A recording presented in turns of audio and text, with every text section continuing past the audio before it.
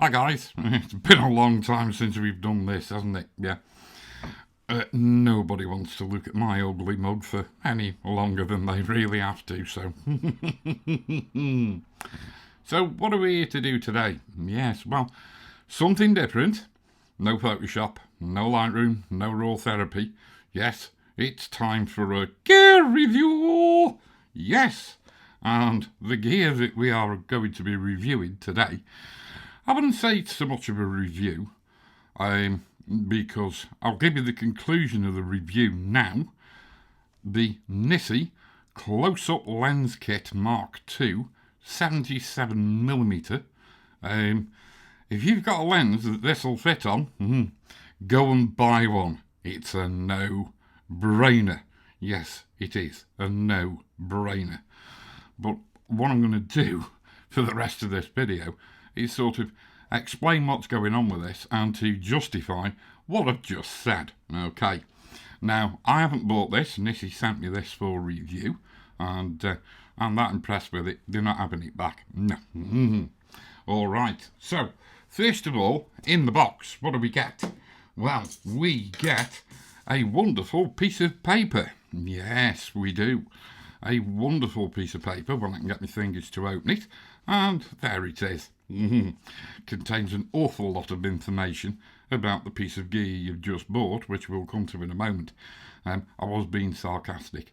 It doesn't contain a lot of information at all, but it gives you the bare essentials for you to get the most out of what you've just bought. And what have you just bought?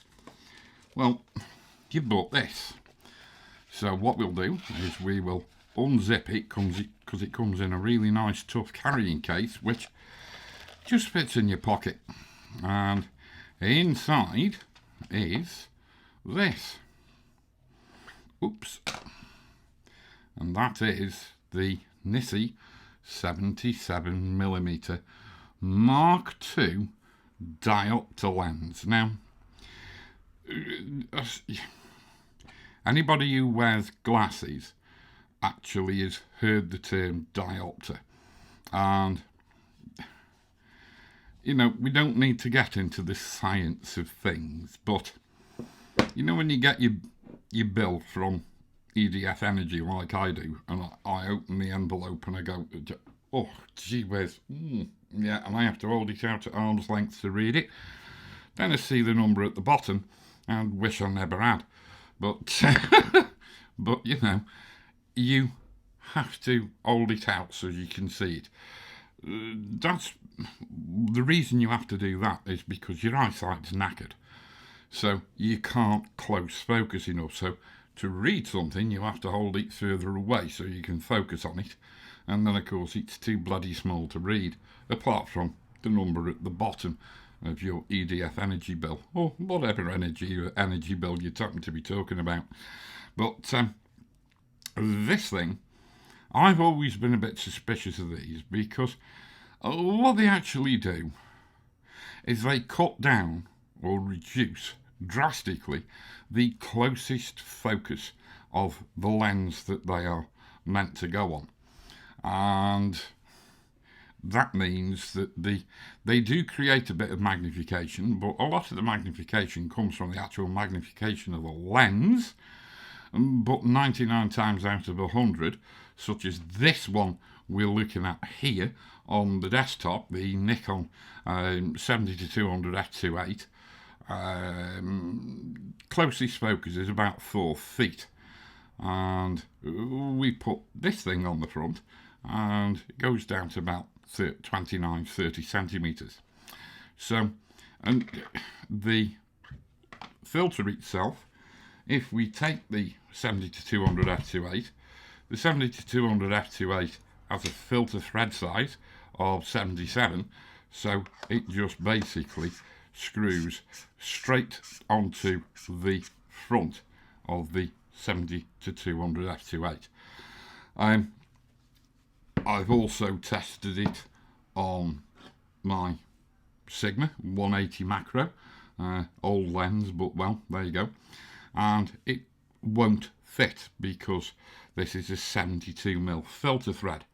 So NiSi very kindly supply two step-down rings. Okay, I call them step-down rings. Some other people call them step-up rings.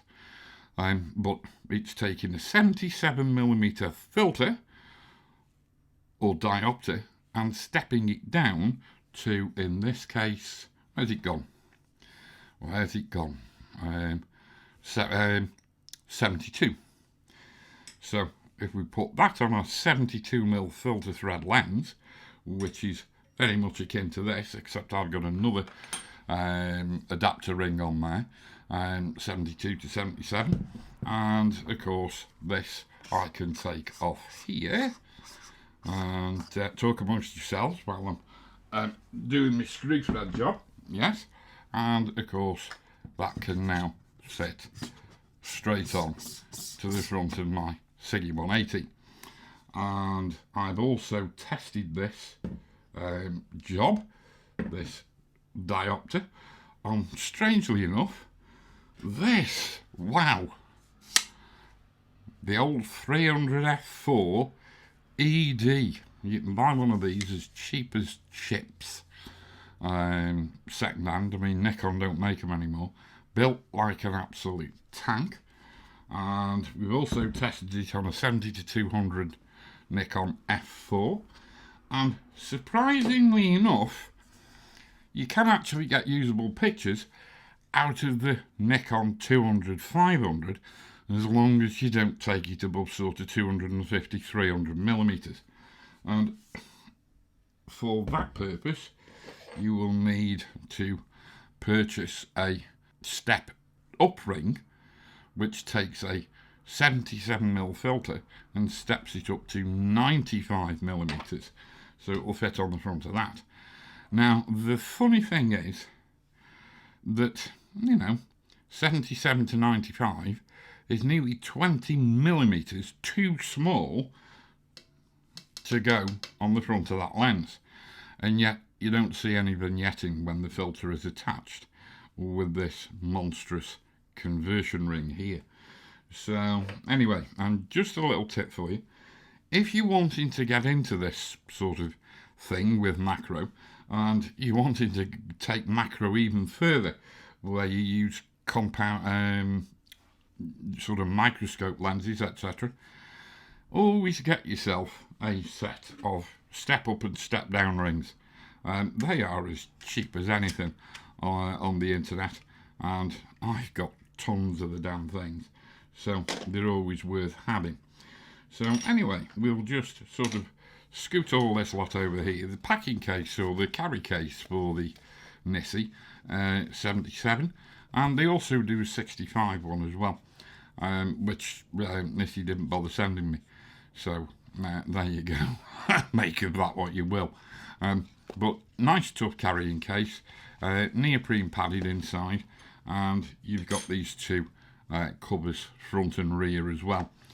So as I said, it just fits in your pocket. Now it's all very well sticking it on the front of a macro lens, but really and truly they come into their own on zoom lenses, and you know, sort of a 70 to 200 you might be using it to do bird in flight photography or whatever, or a 70 to 200 f4 is quite a common landscaping lens. And the thing is, if you've got one of these with you can turn it into a macro lens, and a very, very good macro lens at that. So first of all, let's get back to the little slideshow I've put together for you. And as I said, the lens in question here is the 70 to 200 f2.8, and you can see that we have a focusing scale on the lens. Now the focusing scale goes from infinity to its closest focus, which in the case of the 70 to 200 f2.8 is, where are we? About a metre, because its closest focus distance written on the actual focusing scale is 1.4 metres, but you can go slightly past it, so it's about a metre, somewhere between 1 and 1.4 metres anyway. So you can't really focus very close.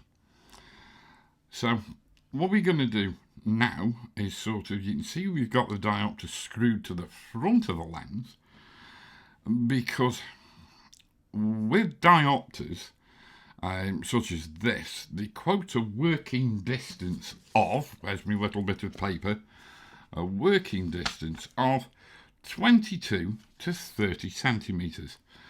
So you might hear me say I'm at closest focus.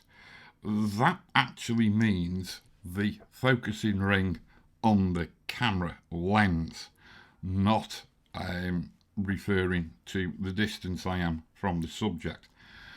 With this diopter lens, you will always be between 22 and 30 centimetres away. Now, the funny thing is about a diopter, we're not going to go into the science of diopters, but the cautionary tale here is with the focal length of this particular diopter.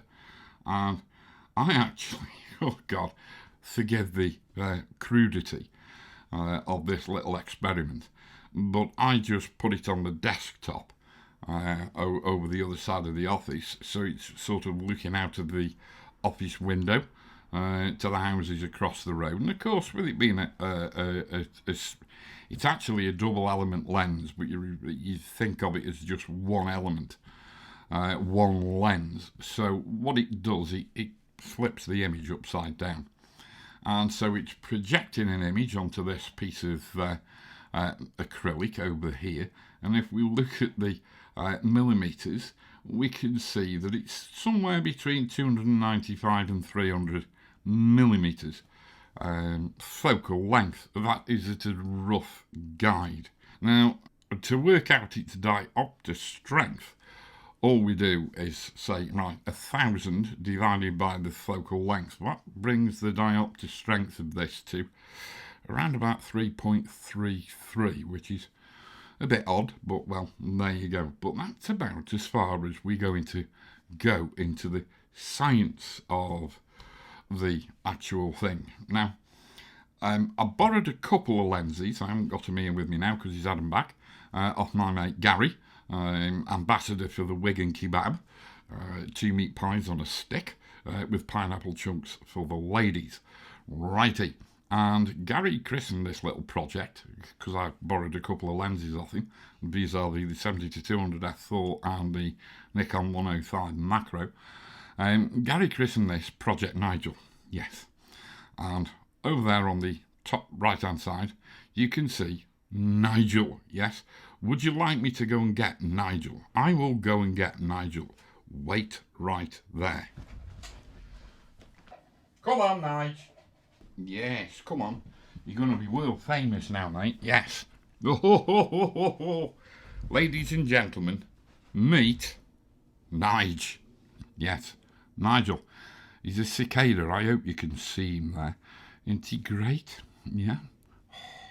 You go down. Oops, I've dropped him on his head. Oh dear. You go down there, Nigel. Yeah. Okay. So, what we did, or what I decided to do, was because there's been so many of these videos done on this thing before, I thought I'd do something different, because all the videos about this just show people walking around, gassing away and taking a few handheld pictures in very garish sunlight. So what I thought I would do was concentrate, because people knew I was doing this. I got asked a lot of questions. What's the maximum, what's the biggest picture I can get out of it? What's the biggest image in the viewfinder I can get? So what I decided to do was to do a few different lenses fitted with this diopter and do magnifications, or maximum magnifications. And as I said, Gary christened it Project Nigel. Yes, because of Nigel. What a good boy. He's been through the wars doing this project. He's lost both his antennae, and he's also lost his right foot. But, well, there we go. But let's just get right on down to it. But before we do, I'll show you the little setup, because what I wanted to do was something that was repetitive and consistent. Okay, so here is the setup for that I created on my desktop for photographing Nigel and doing the magnification tests on various lenses. Righty, so links to all the little gizmos that you can see in here are in the description below. So if you fancy having a go at this, all these little devices are fairly cheap to very cheap, and they all function brilliantly. And if you go and click any of the links below to buy them off Amazon, I get a little tiny commission, which helps keep this channel going. Yes, similarly, if you like videos like this, don't forget, you can always either give a super thanks or join up as a member of the channel over on my Patreon. Okie dokie, but that's the plug over. Yeah, I need money, I'm poor. Yes, I am. Oh dear God, I shouldn't say things like that, should I? But fundamentally, you can see from here, this project wouldn't be possible without the use of the focusing rail there, and you can see I'm using the NiSi 180 focusing rail there. It wouldn't be possible without that, and it was originally a discussion I was having with Alessio from NiSi UK over this rail that actually resulted in him sending me another rail, yes, and this diopter for testing. Yeah, it was quite good.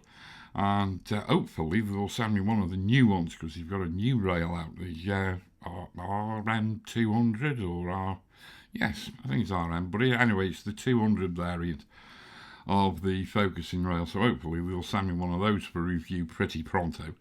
So yeah, anyway, now the thing is that if I just skip back one, what you'll see here, yes, Nigel, but what we didn't talk about was the actual working distance. And you can see here that I'm actually on the largest magnification view I can get out of this 70 to 200 lens at 200mm. And I'll explain why that is at infinity focus and not closest focus a little bit later on when we actually discuss the shots from the lens. But you can see that is the sort of window of working distance that you're going to be working within when you use a diopter. And as I said, I've always been very sceptical about these close-up filters. But this NiSi thing is something else. Yeah, it's a pretty much a precision piece of engineering. So anyway, there we go. That's all the nitty-gritty intro done and all the waffle done. So I think what we'd better do is dive on in to the lenses and how it performs on the lenses. And the first lens I'm going to look at is the Sigma 180mm macro lens, which is my one and only macro lens at the moment.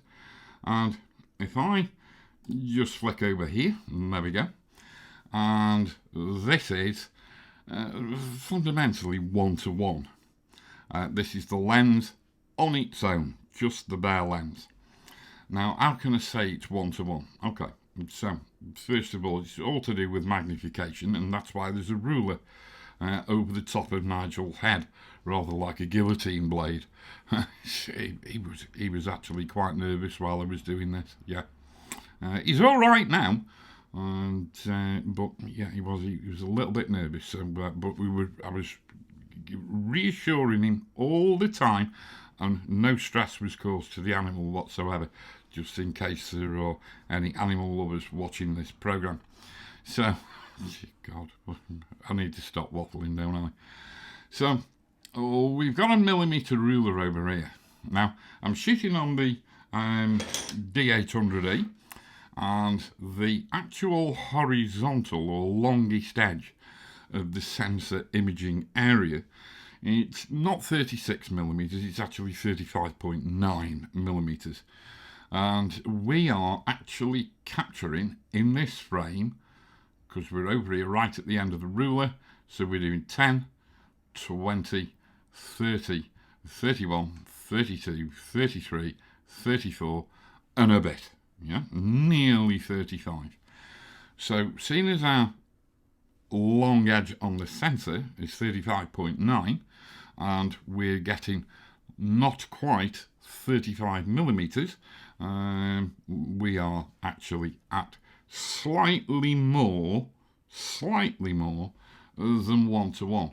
Now this is obviously a single frame, and if I click up to get it quite big, now you'll notice that I am at f16, and you can see there's quite a bit of diffraction on this image, and that's because I wanted to impress you guys, so I would shoot stacks, focus stacks. So this is just one of the shots from inside the stack, and there are ways I can actually remove this diffraction from the images in post-processing. You won't believe how easy it is.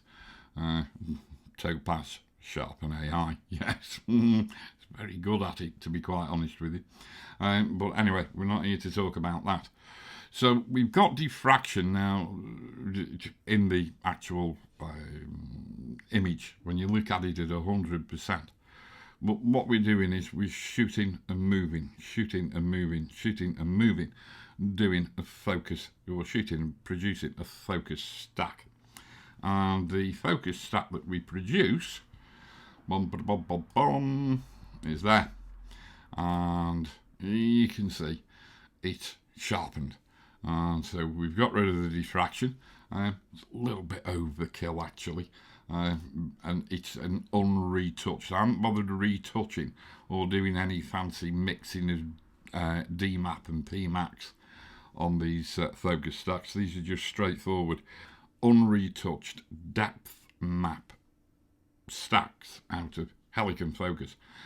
By the way, I will be doing a video on the NiSi rail, and if anybody wants me to do more videos on focus stacking and how to use Helicon Focus, then yeah, by all means let me know in the comments below, and we will deliver those videos. Yes, we will.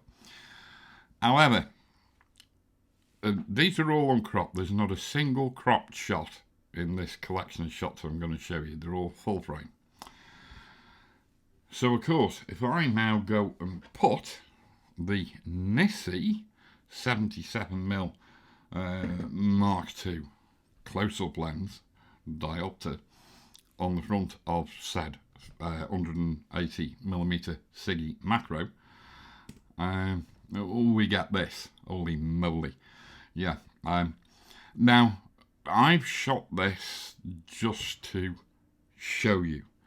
If I was actually producing a stack for any specific commercial purpose, I wouldn't be shooting this big on this lens. No, because I'm too, the essential parts, such as the eyes, are in a horizontal composition like this.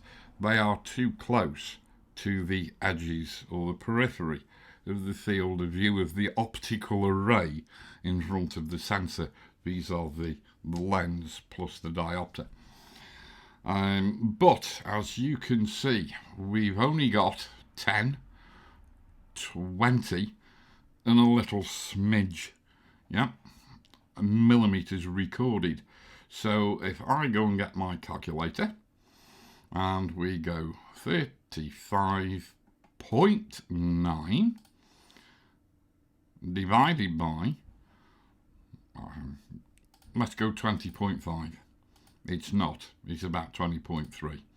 Okay, so I am now at 1.768, or call it 1.77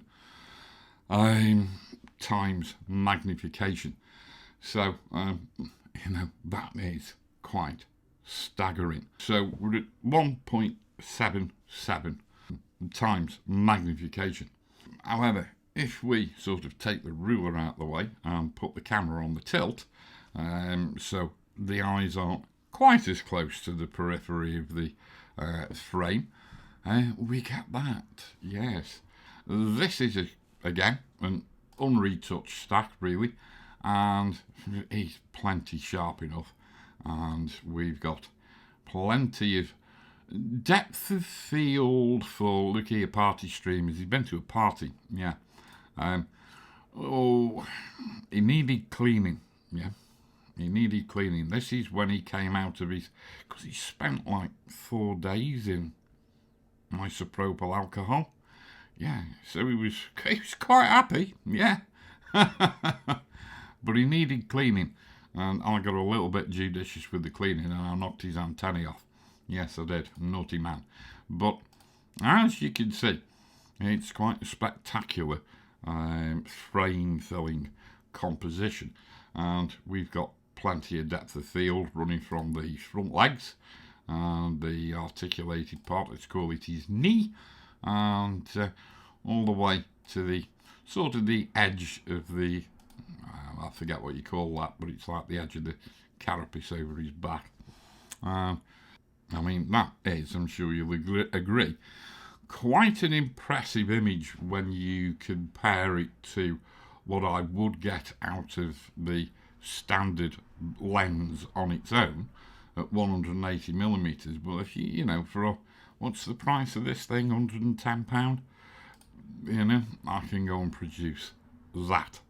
So I would say that was a big bang for not very many bucks. Let's take another prime macro lens, and we can go over to the 105mm f2.8 macro lens, and this is a single frame from it, and just so we can see what magnification we get out of the bare lens, here we've got 10, 20, 30, 31, 32, 33 and a smidge. So again, just on its own, the Nikon 105 macro, that's the one with the VR in red stamped on its outer case, in other words the last iteration of it, the magnification is just ever so slightly more than 1:1, and so there is a single shot which is just a smidge near 1:1, and within the frame it's pretty much the same as we got out of this Sigma 180, except I'm a little bit closer, or I'm quite considerably closer. Now the thing is, if I go and put the NiSi on the front of this lens, now forgive it being a bit out of focus at the top, that's me, I can't align shots or can't align my camera with my subject properly, but from side to side you could see, you can count off the millimeters, divide 35.9 by the number of mils you can see in the shot, and we get a magnification of 1.5:1. Now what I will say is this, I reckon we could get a little bit more out of it, because I forget what filter thread size the 105 is, but I had to use 2 adapter rings to actually get the 77mm step down to whatever the filter thread size is on the 105. And really and truly, if I got a dedicated ring that would step down that much, just one, then the actual lens would have been a little bit closer. If I take this off here and I sort of put it towards the camera lens, the video lens that's recording me, let's make sure we get it the right way around, and there we go. And yes, so I pointed at me, yeah, there's me, yeah, okay, so yeah, you can see it does magnify, but if I was to get this a little bit closer to the front element of that lens, I think, I'm not too sure, but I think the image might be just a tiny tad bigger. So there we go.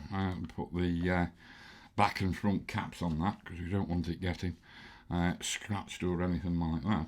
And there we go. So once we've put the NiSi on the front of that 105 macro, what do we get? We get that. Ooh, that's quite something, isn't it? And, I mean, that is a stack of, I can't remember how many images, but you can see, again, this was actually shot at f20. Yeah, and then sharpened over in Photoshop and Topaz Sharpen AI, and to get rid of the diffraction. And it's a cracking image. I mean, I can't see anything wrong with that at all. And I'm pretty certain if you produced it, you'd be very pleased with it too. Yes, you would. I'll just mention this lens. It's not as old as I am. Nothing's as old as me. Well, of course it is. But there it is. It was actually introduced in 1987. Yep. And if I stick the NiSi on the front of that, we get that. And that is an unretouched stack. 20 odd images, I think. And again, that was shot at f20. And then taken into Photoshop and a bit of Topaz Sharpen AI, a specific little recipe that you can make up in there, and to get rid of the diffraction. So now the interesting thing obviously comes from the viability of this little piece of hardware on the front of something that virtually every wildlife photographer and every landscape photographer has in their bag, either in its f2.8 variant or in its f4 variant. Okay, and we need to see how it performs on zoom lenses, and I'm not joking. The value for money of this diopter, this 77mm diopter, if you've got a 70-200, is pretty much spectacular. So I'm going to deal with the 70-200 f2.8 first. And so this is the 70-200 f2.8 at its closest focus. All right. The magnification, if you work out the millimeters, again, sensor long edge dimension 35.9 millimeters divided by the number of millimeters you can see displayed on that ruler equals something around 0.55 in magnification terms. And I mean, if we then go and stick it on infinity focus, you can see we actually get a larger image. All right, at about 0.65. So what's going on there? Because obviously in theory and in practice with every other lens I tried, we get our largest image at closest focus. It's just the thing is that on the 70-200 f2.8, the close focus is really far away, and so don't ask me why. We just get a bigger image at infinity because we can't get close enough, even at close focus, to actually get the full benefit of the NiSi going. But if we switch out to a 70-200 f4, it's the other way around. We get our largest image at closest focus, but we'll come to that in a minute. So if I advance forward, this is a 30 shot stack at closest focus, at infinity focus I should say, using the 70-200 f2.8 and the NiSi. And let's take it in, and there we go. Is that not fabulous? and you actually saw in this shot here how far away we actually are to obtain that shot. And we sort of, gosh, where's his sort of face? Yeah, his face would be sort of 5mm up this ruler, and we are, assuming we take our working distance as the front of the lens, we sort of about 215, 220, 225 mil from the subject. There's a bit of a difference between 225 mil and I think it's 1.4 meters, if I remember correctly. The minimum focus on this lens, or the closest focus on this lens. Big difference, 1.4 meters down to sort of 23, 24 centimeters. Yes, bit of a difference. So anyway, there we go. Where were we? We were here, weren't we? Yes, we were. Now, that is obviously the 70-200 f2.8. Now, if I go, because I did shoot these shots in a slightly different order, this is the 70-200 f4, and if I zoom out, I just photographed the ruler here, because Nigel was really getting worried about that steel ruler over the top of his head, so I just thought I'd sort of placate him a little bit and make him a little less nervous, and actually lift the ruler up so it was nowhere near him. And so, yeah. So if we work out the magnification from the millimeters that we can see, 0.29 closest focus. This is without the NiSi, of course. And if we put the NiSi on and do closest focus, wowzers. Yep. Sharpness is off a little bit over here. That's nothing to do with the NiSi. That is again me. But we've got 10, 20, 30, 31, 32, 33, 34 and a bit, 35 and a bit, 36 and a bit. We are so close to 1 to 1. 1 to 1. So if you own a Nikon 70-200 f4 and you go out and spend £110 of your hard-earned cash, that's what it is at the moment, on NiSi's website. I'm sure it's £110. And buy one of these. If you screw this onto the front of your landscaping 70-200 f4, yeah, you can drop your tripod so as it's a couple of feet off the ground, tip your camera over and photograph a nice alpine plant or whatever at 1 to 1. Yes, 1 to 1. You see what I mean about bang for your buck? Buying one of these is an absolute no-brainer. No-brainer. And if we go and look at some pictures now. So this is the size you will get at infinity focus. Yeah, with the 70-200 f4. Got a bit of diffraction on that. Wow, f22. And this is the size of the image that you will get if you are at closest focus. Wowzers. And if you don't believe me that we're at closest focus, I can just go over here and pull up that approximate focus distance, 100/100.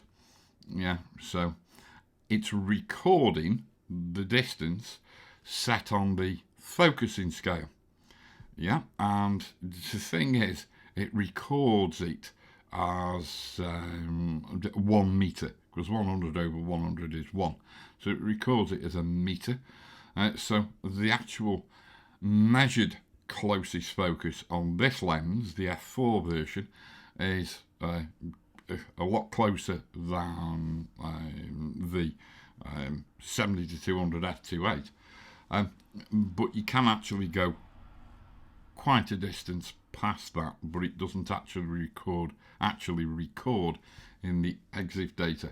So, and again, the working distance that you'll be at with that NiSi is an awful lot closer. Awful lot closer. A little bit closer than you saw with the 70-200 f2.8. And so there you go. It is quite shocking, isn't it? So I think we've covered just about everything. We've done the 105 macro. We've done the 300 f4. So what have we got over here? Yeah. This is the 200 to 500 f5.6 behemoth zoom lens of Nikon's, and this is with it locked at 200 millimeters focal length.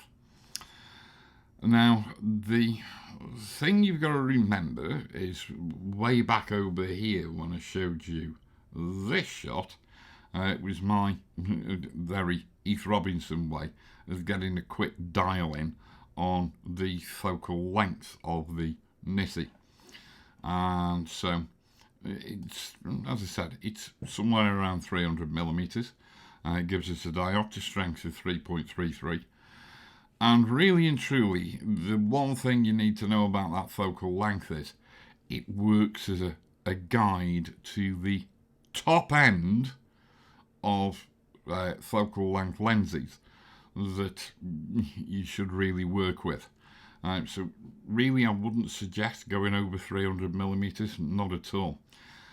So at 200 millimeters, single shot, f20, so it's had no sharpening done to it. You can see, yeah, it works, because don't forget, we can sharpen it in post and get rid of the diffraction.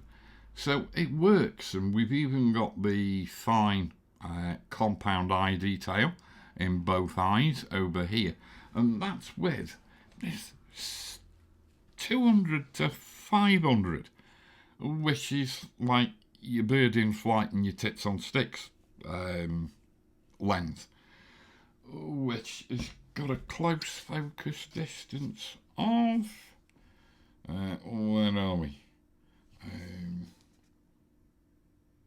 2.2 meters. It won't focus any closer than 2.2 meters, and yet we can actually produce a sharp shot with the NiSi stuck on the front at a distance of somewhere around 29 to 30 centimeters. It just makes a mockery, doesn't it, of everything you thought. It is a 100% usable image. No two ways about that. What can we do next? We could step it up to 300 millimeters.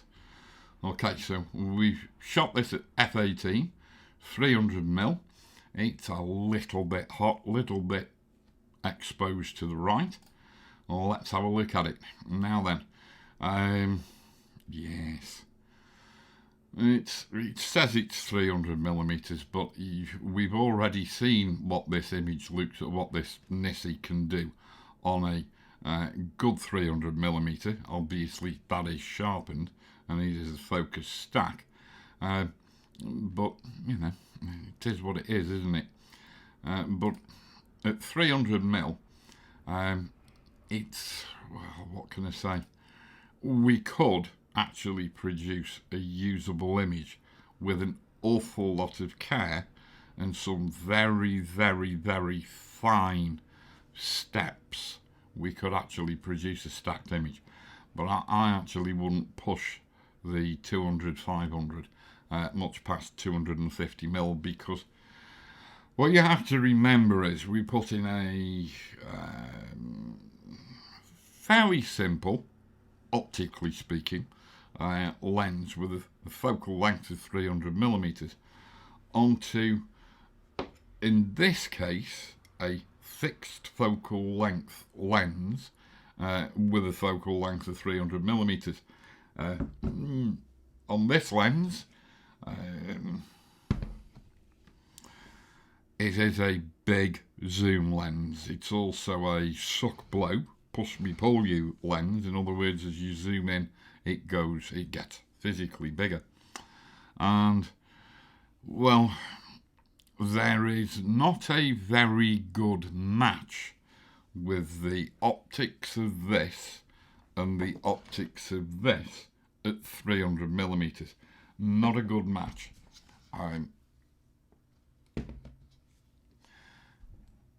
Could I possibly see it being usable?